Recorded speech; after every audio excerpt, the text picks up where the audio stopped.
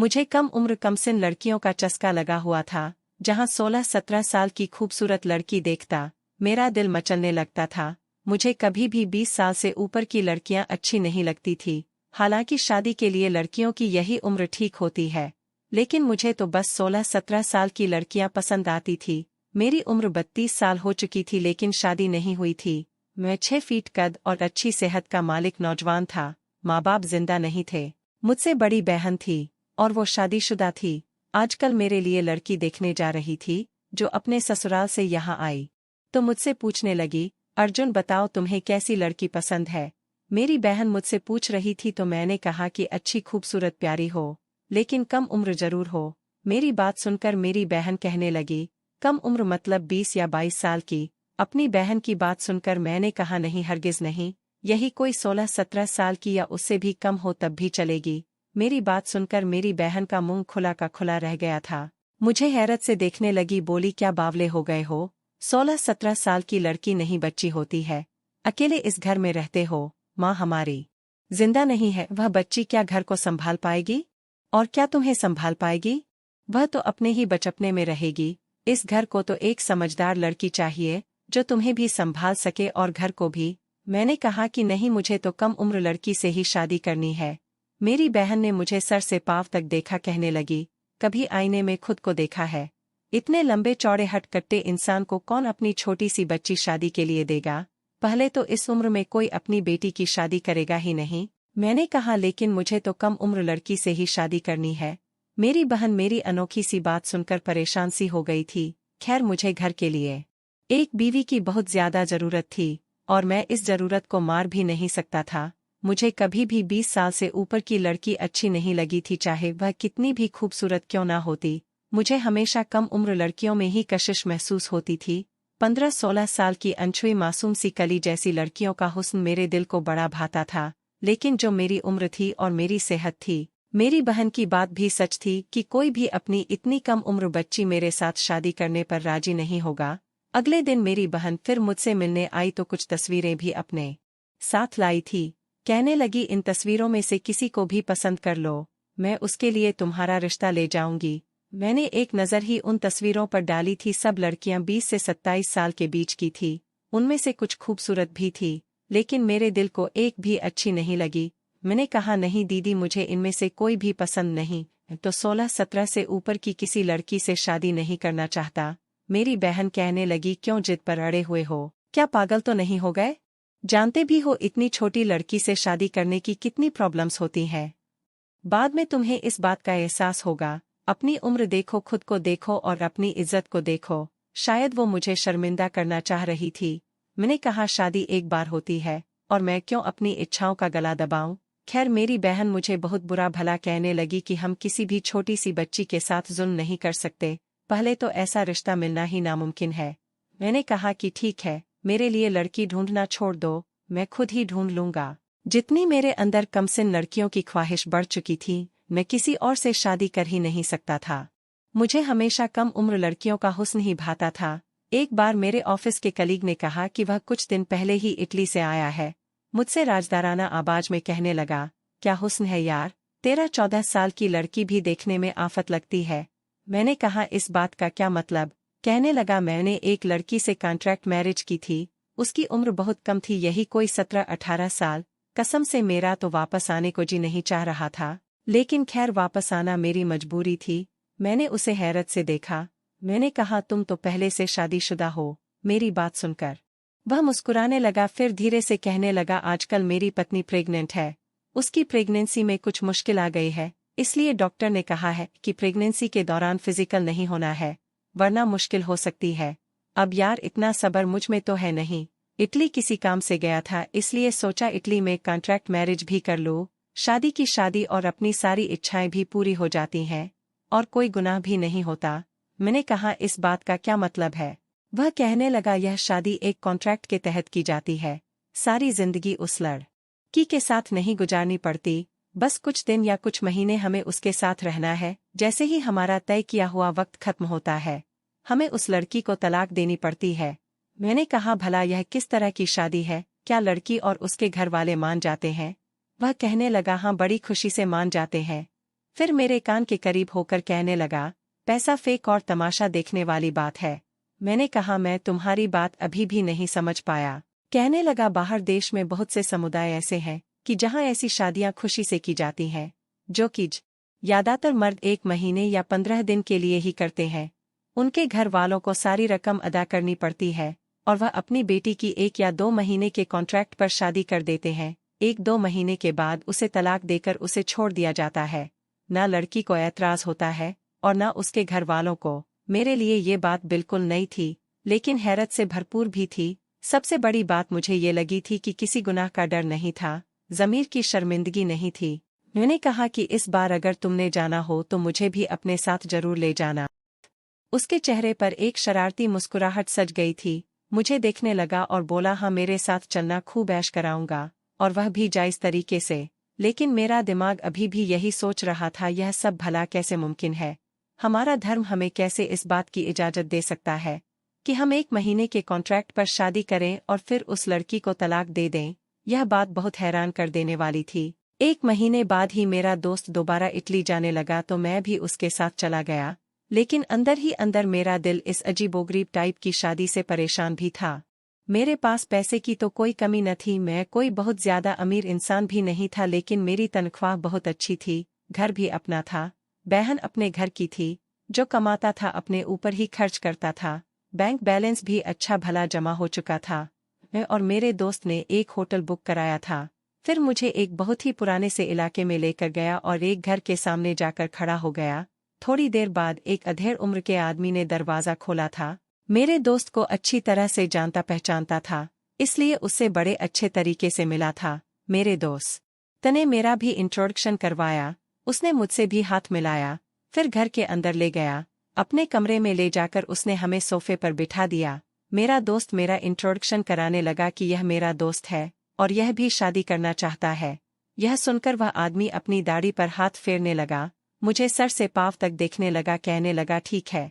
मुझे हैरत का झटका लगा था कि जब उसने मोबाइल से लड़कियों की तस्वीर दिखानी शुरू की, जो एक से बढ़कर एक खूबसूरत लड़कियां थीं, लेकिन जिस लड़की पर मेरी नज़र जाकर टिकी थी वह सिर्फ 14-15 साल की लड़की थी, लेकिन बहुत ज्यादा खूबसूरत थी। सफ़ेद रंगत की मालिक थी, कांच जैसी हेजल ग्रीन आंखें थी, गोल्डन रंग के बाल थे। उसे देखकर मेरा दिल बेचैन हुआ था। मेरी आंखों में एक अजीब सी चमक पैदा होने लगी थी। मैंने अपने दोस्त से कहा कि मुझे यही लड़की चाहिए। उस आदमी ने जब उस लड़की की तस्वीर देखी तो फिर से मुझे बड़े गौर से सर से लेकर पैर तक देखने लगा। कहने लगा, यह लड़की बहुत कम उम्र है और फिर अभी तक अनछुई है। मैंने कहा, लेकिन मुझे इसी से शादी करनी है। कहने लगा, इसकी कीमत बहुत ज्यादा है। मैंने कहा, मुझे मंजूर है। वह कहने लगा, 3 लाख लूंगा। मैंने कहा, मुझे मंजूर है। फिर पूछने लगा, कितने दिन के लिए शादी करोगे? यह बात सुनकर मैं कुछ देर सोचने लगा। मेरा दोस्त मेरे कान के पास आकर कहने लगा कि हम यहाँ 8 दिन से ज्यादा नहीं रुक सकते।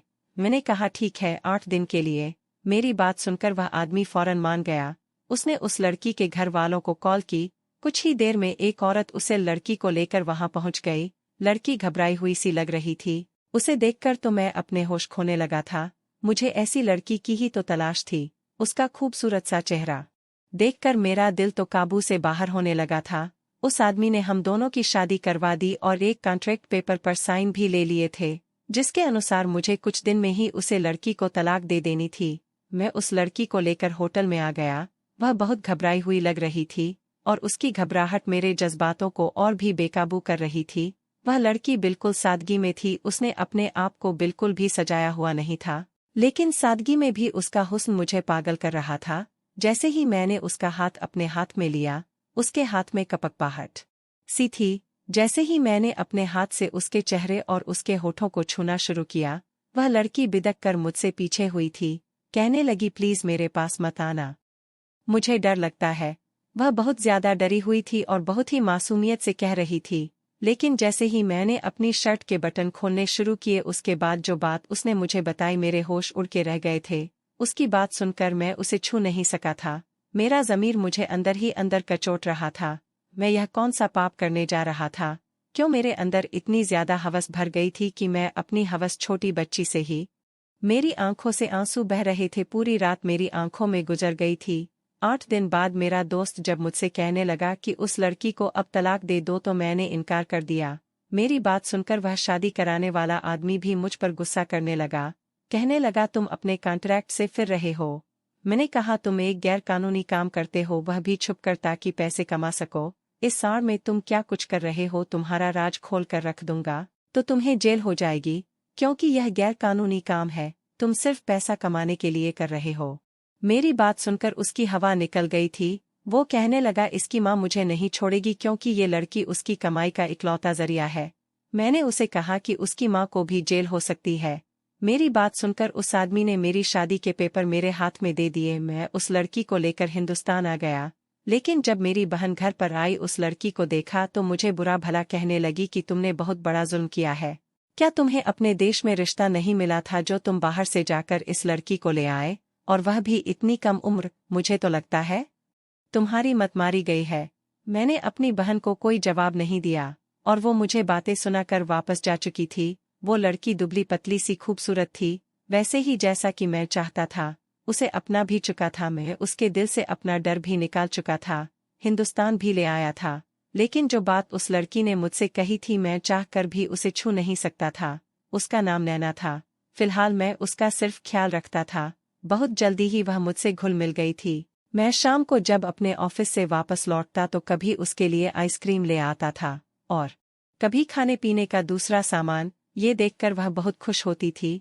वह सिर्फ 15 साल की थी और उसे खाना बनाना नहीं आता था, तो घर आकर मुझे खाना भी बनाना पड़ता था।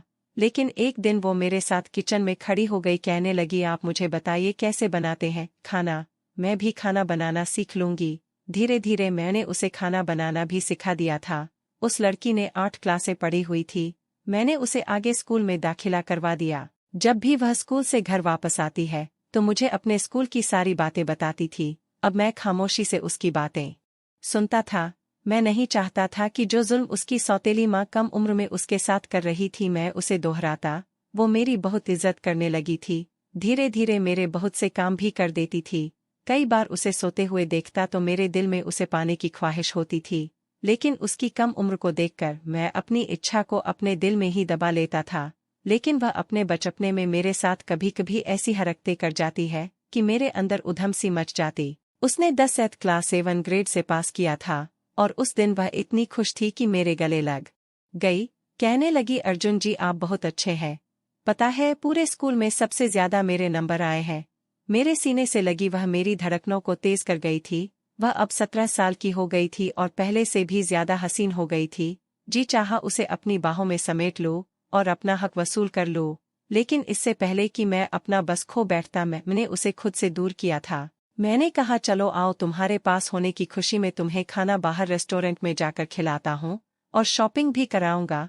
वो खुश हो गई। समय अब गुजरने लगा था। वो कॉलेज में आ गई थी। मैं किसी रक्षक की तरह से उसकी रक्षा करता था। 5 साल बीत गए थे। वो 20 साल की हो गई थी, 14 क्लासें भी पढ़ चुकी थी और मैं 37 साल का हो चुका था। सर के बालों में अब चांदी सी उतरने लगी थी। लोग मुझे नैना का पति कम और बाप ज्यादा समझते थे। अक्सर मैं उसे कॉलेज छोड़ने या लेने जाता तो उसकी सहेलियां मुझे अंकल अंकल कहती और जब मैं उनकी इस तरह की बातें सुनता तो मुझे अपने अंदर एक अजीब सा एहसास होने लगता। नैना और भी ज्यादा हसीन हो चुकी थी। अब तो मेरे सारे काम करने लगी थी, लेकिन आजकल उसकी हरकतें मुझे बड़ी अजीब लगने लगी थी। अक्सर किचन में काम करते हुए गुनगुनाती रहती थी। उसके चेहरे पर मुस्कुराहट फैली रहती थी। अपनी आंखों में काजल भी गहरा लगाने लगी थी। एक बार मैं सुबह देर से उठा था। वह कमरे में नहीं थी। मैं बाहर आंगन में गया तो उसके हाथ में एक नॉवेल था जिसे वह पढ़ रही थी। मैं उसके पास पहुंचा तो वह बुरी तरह से घबराई थी। फौरन से उसने अपना नॉवल अपने हाथ में दबोचकर पीछे छुपा लिया। मैंने कहा नैना क्या पढ़ रही हो? वो बदहवासी से मुझे देखने लगी। कहने लगी कुछ नहीं अर्जुन जी। मैंने कहा मुझे दिखाओ। मैंने अपना हाथ उसकी तरफ बढ़ाया, लेकिन वह ना में सिर हिलाते हुए कमरे में भागकर चली गई। ऐसा पहली बार हुआ था कि नैना ने मुझे कुछ छुपाया था। मेरा दिल पहली बार बेचैन हुआ था। क्या छुपा रही थी वो मुझसे? लेकिन मैं चाह कर भी उससे पूछ नहीं सका। एक बार मैं ऑफिस से जल्दी ही घर लौट आया। मैं घर आया तो नैना उस वक्त छत पर थी, शायद धुले हुए कपड़े ऊपर डालने गई थी। मैं भी ऊपर आ गया, लेकिन जो मंजर मैंने देखा मेरा दिल धड़कना भूल गया था। वह बराबर वाली छत पर खड़ी लड़की से हंस कर बातें कर रही थी। वह नैना से कह रही थी कि उसका भाई काफी हैंडसम है और नैना को पसंद भी करता है। हम तुम्हारे पापा से तुम्हारा रिश्ता कब मांगने आए? नैना हंसने लगी, फिर कहने लगी, ऐसा मुमकिन नहीं है, क्योंकि अर्जुन मेरे पापा नहीं। यह सुनकर वह लड़की कहने लगी, वह बूढ़ा तुम्हारा पति कैसे हो सकता है? अरे तुम्हारी बाप की उम्र का है वो। मैं तो उसे तुम्हारा बाप ही समझ रही थी। नैना, ये तो तुम्हारे साथ बहुत बड़ा जुल्म है। मेरा भाई तुम्हें बहुत चाहता है। मुझ में अब शायद और कुछ सुनने की हिम्मत नहीं थी, इसलिए मैं नीचे उतर आया। अपनी कमसिन पत्नी के चेहरे पर फैलने वाली खूबसूरत रंगों की वजह मैं जान चुका था। मुझे आज अपने किए गए फैसले पर पछतावा हो रहा था। मेरी बहनें शायद सच कहती थी, मुझे अपनी जोड़ की लड़की से शादी करनी चाहिए थी। मैं मरे मरे कदमों से अपने कमरे में आ गया। आईने के सामने खड़ा हो गया, खुद को गौर से देखा तो मुझे अपना आप नैना का पति कम और उसका बाप ज्यादा लग रहा था। या फिर शायद जो बातें मैं ऊपर सुनकर आ रहा था, उसकी वजह से मैं अपनी उम्र से कुछ ज्यादा ही बड़ा लगने लगा था। नहीं तो मेरे सारे दोस्त मुझसे कहते थे कि यार, इस उम्र में भी तुम अच्छे अच्छे नौजवानों को फेल करते हो। लेकिन अब मुझे उनकी सारी बातें मजाक लगने लगी थी। मैं अभी अपनी सोच में ही गुम था कि जब नैना कमरे में आई, मुझे देखकर रुक गई। शायद मुझे समय से पहले कमरे में देखकर डर गई थी। अपने सीने पर डर से हाथ रखा, फिर मुझे गौर से देखकर रिलैक्स हो गई। कहने लगी, आप है अर्जुन जी? मैं तो डर गई थी कि पता नहीं कमरे में कौन आ गया है। आज आप जल्दी कैसे आ गए? मैंने कहा, हाँ नैना, मैं थक गया हूँ। मेरे टूटे हुए शब्दों पर वह मेरे पास आई, कहने लगी, तो क्यों करते हैं इतना काम, कुछ दिन की छुट्टी ले लें। मैंने कहा, यही सोच रहा हूँ कि अब छुट्टी ले लूँ। वो कहने लगी, हाँ तो ले ले, अच्छा है। आप घर पर होंगे तो हम जी भर के बातें करेंगे। मैं उसके दोगलेपन को देखकर हैरान था। मेरे सामने कितनी लगावट दिखा रही थी और मेरे पीठ पीछे। मैंने उसे अपने पास बिठा लिया, उसका हाथ थामकर उसे अपने करीब किया तो उसके चेहरे की रंगत बदलने लगी थी। फौरन से वो मुझसे पीछे हट गई, फिर बेर से खड़ी हो गई, कहने लगी, मैं आपके लिए चाय लेकर आती हूँ। उसका मुझसे कतराना इस बात का सबूत था कि मैं उसके लिए कुछ भी नहीं हूँ। मैं अर्जुन कपूर, जिसने उसकी खातिर अपने हर जज्बे को अपने अंदर सुला दिया था कि नहीं, मेरी पत्नी बहुत कम उम्र है, कमसिन है, मुझे उस पर जुल्म नहीं करना चाहिए, क्योंकि कम उम्र में उसकी सौतेली माँ ने उसके साथ बहुत जुल्म किया था। जब मेरी शादी नैना से हुई थी तो उस वक्त वह मुश्किल से 15 साल की थी। मुझे उसकी माँ ने यही कहा था कि वो कुंवारी है, लेकिन ऐसा नहीं था। पहले भी उसकी माँ 2 जगह उसकी शादी कर चुकी थी और उसके पहले दोनों पतियों ने उसके साथ पूरा पूरा हक वसूल किया था और बड़ी ही बेदर्दी से किया था। मुझे देखकर वो इतनी ज्यादा डरी हुई थी कि उसकी रंगत सफेद पड़ चुकी थी, पूरी की पूरी कांप रही थी। मेरे सामने हाथ जोड़कर कहने लगी, प्लीज मुझे हाथ मत लगाना, मेरे पास मत आना, मैं नहीं सह सकती, मुझे बहुत तकलीफ होती है। उसके बाद उसने अपने बाजू से आस्तीन ऊपर की और दांतों के निशान दिखाए थे। उसके हाथों पर जख्म के निशान थे। यह देखकर मेरा दिल तेजी से धड़का था। कहने लगी, बहुत दर्द होता है मुझे। उसके बहते आंसुओं के सामने मैं बेबस हो गया था। मैंने उसे छुआ तक नहीं था। उसके बाद मैंने उसकी एक रक्षक बनकर रक्षा की थी। लड़ झगड़कर उसे अपने साथ हिंदुस्तान लेकर आया था कि उसकी सौतेली माँ उसे और ज्यादा तकलीफ ना दे सके। और आज मुझे नैना की बातों ने बहुत तकलीफ दी थी, लेकिन अगर मैं उसे पूछता तो वह साफ मुकर जाती। इसलिए मैंने एक सिम खरीदी और नैना से मैसेज पर बात करने लगा, एक अनजान आदमी बनकर। पहले पहल तो वह मेरे मैसेज का जवाब नहीं देती थी। मैंने कहा, मैंने आपको आज देखा था, आपने नीले रंग के कपड़े पहन रखे थे, आप पर नीला रंग बहुत अच्छा लगता है। उसका फौरन से रिप्लाई आया था। कहने लगी, आप कौन है, आपको कैसे पता? मैंने कहा, आपके घर के पास ही रहता हूँ, आपको हर वक्त देखता रहता हूँ और आपसे मोहब्बत करने लगा हूँ। वो कहने लगी, मैं शादीशुदा हूँ। मैंने कहा, यह भी मुझे मालूम है, लेकिन मैं आपको आपके पति से ज्यादा चाहता हूँ। वह बूढ़ा आपके साथ जरा भी अच्छा नहीं लगता। आप जैसी हसीन लड़की के लिए तो मुझ जैसा नौजवान ही होना चाहिए था। पहले पहले तो नैना मुझे उखड़े उखड़े शब्दों में जवाब देती रही, लेकिन मेरी तारीफ पर अब वह चुप हो जाती थी। मैंने एक दिन उसे मैसेज किया कि मुझे पिंक कलर बहुत पसंद है, ऐसा करना, आज पिंक कलर पहन लेना। रात को जब मैं ऑफिस से वापस आया तो नैना ने पिंक कलर पहन रखा था। यह देखकर मुझे पता नहीं क्यों गुस्सा आया था। उसने उस अनजानी कॉल पर वो कलर पहना था। मैंने उस रात ठीक से खाना भी नहीं खाया। वो मुझसे कहने लगी, मैं आज कैसी लग रही हूँ? मैंने तीखी सी नज़र उसे पर डाली थी, लेकिन कोई जवाब नहीं दिया। अपने कमरे में जाकर सिगरेट पीने लगा। व्हाट्सएप पर मैसेज का सिलसिला बहुत आगे बढ़ चुका था। अब वह मेरी मोहब्बत का दम भरने लगी थी। मैंने देखा था कि अब नैना कुछ खोई खोई सी रहने लगी थी, और मैं जानता था कि ऐसा क्यों है। एक बार मैंने नैना को मैसेज पर पूछा कि क्या वह मेरे लिए अपने पति को छोड़ सकती है। वो कहने लगी हाँ, वह सब कुछ छोड़ने को तैयार है। यह पढ़कर मेरा खून खौल उठा था। मैं सोच चुका था कि अब मैं उसे मुलाकात के लिए बुलाऊंगा और जब वह मुझसे मिलने आएगी तब मैं उसे आज़ाद कर दूंगा, क्योंकि जब वह किसी और आदमी से बात कर सकती है तो मेरे साथ कभी भी वफा नहीं कर सकती। मैंने मैसेज पर उसे कहा कि वह मुझसे मिलने आ जाए। वह मेरी बात मान भी गई थी। अगले दिन जब मैं ऑफिस जाने लगा तो नैना मुझे कुछ रोई रोई सी लग रही थी। वो मुझे टाई पहनाने लगी, लेकिन मैंने उसका हाथ पीछे झटक दिया। मैंने कहा मेरे काम तुम्हें करने की जरूरत नहीं है, मैं खुद कर लूंगा। वह मेरे उखड़े व्यवहार पर हैरान थी। मैं पत्थर का ना था जो यह सब जानबूझकर भी उसके साथ प्यार मोहब्बत वाला व्यवहार रखता। मैं क्या कुछ नहीं किया था उसके लिए, लेकिन उसे भी मैं बुढ़ा ही लगता था। वह किसी भी अनजान आदमी के खातिर मुझे छोड़ने को तैयार थी, जिसे उसने देखा तक नहीं था।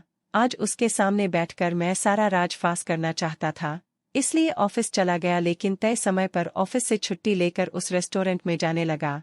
लेकिन ट्रैफिक जाम होने की वजह से मुझे कुछ देर हो गई। मैं 20 मिनट लेट उस रेस्टोरेंट में पहुंचा था। लेकिन जब मैं वहां पहुंचा तो जिस टेबल पर मैंने नैना को बैठने के लिए कहा था और जिस रंग के कपड़ों में आने को कहा था, हमारे घर के पड़ोस में रहने वाली नैना की सहेली वहां बैठी थी। बार बार अपने हाथ पर बंदी घड़ी पर समय देख रही थी। मुझे यह देखकर हैरत हुई थी। वह कभी रेस्टोरेंट के दरवाजे की तरफ देख रही थी, कभी पूरे रेस्टोरेंट में नजरें दौड़ा रही थी, जैसे किसी की तलाश कर रही हो, किसी के इंतजार में हो। मुझे लगा शायद नैना ने जानबूझकर उसे अपनी जगह भेजा है, लेकिन अगर ऐसा उसने किया भी है तो क्यों किया है? अगर वह उस लड़के से मोहब्बत करती थी तो उसे खुद आना चाहिए था। दोस्त को क्यों भेजा? उसी वक्त उसने अपने मोबाइल पर मैसेज टाइप किया और मेरे मोबाइल पर मैसेज का नोटिफिकेशन आने लगा। मैंने मोबाइल खोलकर देखा तो नैना के नंबर से मैसेज आया था कि वह रेस्टोरेंट में मेरा इंतजार कर रही है। यह पढ़कर तो मेरे होश उड़े थे। नैना का फोन उस लड़की के पास क्या कर रहा था? मैंने नैना के नंबर पर कॉल की तो फोन नैना ने ही उठाया था। मैंने फोन बंद कर दिया। मुझे समझ नहीं आ रहा था यह सब किस्सा क्या है, क्योंकि उस लड़की का फोन नहीं बजा था। मेरा सर बुरी तरह से चकरा गया था। मैं उस रेस्टोरेंट से बाहर निकल आया, वापस घर आया। जब घर पहुंचा तो नैना अपने कमरे में बैठी रो रही थी। मुझे देखकर मेरे सीने से लग गई। कहने लगी, अर्जुन प्लीज मुझे छोड़कर दूसरी शादी मत करना, मेरा क्या कसूर है? नैना की बात सुनकर मैं हैरान रह गया था। मैंने कहा मैं क्यों दूसरी शादी करूंगा? वह कहने लगी क्योंकि मैं जानती हूँ आप किसी लड़की से व्हाट्सएप पर बातें करते हैं, उसे कहते हैं उस पर पिंक कलर अच्छा लगता है, क्या मुझ पर अच्छा नहीं लगता? अर्जुन जी, मैंने भी आपके लिए पिंक कलर ही पहना था, आपने तो मुझे देखा भी नहीं, क्यों किसी और से मोहब्बत हो गई आपको? अर्जुन जी, मैंने कब आपकी सेवा में कमी की है? वह रोए जा रही थी और मेरा तो दिमाग ही काम नहीं कर रहा था। मैंने कहा तुम्हें कैसे पता कि मैं किसी लड़की को मैसेज करता हूँ? उसने मेरा मोबाइल पढ़कर मेरे मैसेज मुझे दिखाए जो मैंने उसी के नंबर पर किए थे। मैंने कहा यह नंबर तुमने नहीं देखा कि किसका है? कहने लगी मुझे क्या पता अर्जुन जी किसका है, होगा किसी लड़की का। मैंने उस नंबर पर कॉल की तो घंटी नैना के मोबाइल पर बजी थी और यह देखकर वह हैरान हुई थी। मैंने कहा मैं बस तुम्हें देखना चाह रहा था कि तुम मुझे छोड़कर किसी और से मोहब्बत तो नहीं कर लोगी। ये सुनकर वो रोने लगी, कहने लगी मैं आपके अलावा किसी के बारे में सोच भी नहीं सकती। आप मेरे लिए क्या है मैं आपको बता नहीं सकती। अगर आप ना होते तो मैं आज यहाँ इज्जत की जिंदगी नहीं जी रही होती। आज भी शादी के नाम पर मेरी माँ मेरे साथ सौदेबाजी कर रही होती। मैं क्यों ऐसा करूँगी? मैंने कहा तुम्हारे नंबर पर व्हाट्सएप कौन यूज कर रहा है? वो कहने लगी नीति। मैंने कहा कौन नीति? वो कहने लगी हमारी पड़ोसन। मुझे तो व्हाट्सएप की जरूरत नहीं थी, उसे व्हाट्सएप के लिए नंबर चाहिए था, इसलिए मैंने उसे दे दिया। ये सुनकर मैं सारी बात समझ गया था। जो कुछ हुआ था गलतफहमी के कारण हुआ था। जिसे मैं नैना समझकर बात कर रहा था वह नैना नहीं बल्कि नीति थी। और नैना मेरे मोबाइल पर वह मैसेज पढ़कर परेशान थी, क्योंकि उसे अपना नंबर याद नहीं था। मैंने नैना को समझने में गलती की थी। मैंने उसे अपने साथ लगा लिया। वो रोए जा रही थी, यही कह रही थी कि मुझे छोड़कर दूसरी शादी मत करना। अब तक वह समझ नहीं पा रही थी कि आखिर हुआ क्या है, लेकिन मैं सुकून से हो गया था कि मेरी पत्नी सिर्फ मेरी है। मैंने उसे बाहों में भरकर चूम लिया था और आज उसने मेरी बाहों से निकलने की कोशिश नहीं की थी। आज मैंने उसे वो प्यार दे दिया जिसकी वो हकदार थी। दोस्तों, कहानी कैसी लगी ज़रूर बताना। पसंद आई हो तो प्लीज़ लाइक करना। रोज़ एक नई कहानी सुनने के लिए हमारे चैनल को भी सब्सक्राइब करना। कहानी को अंत तक सुनने के लिए आप लोगों का बहुत बहुत धन्यवाद। मिलते हैं अगली किसी नई कहानी के साथ।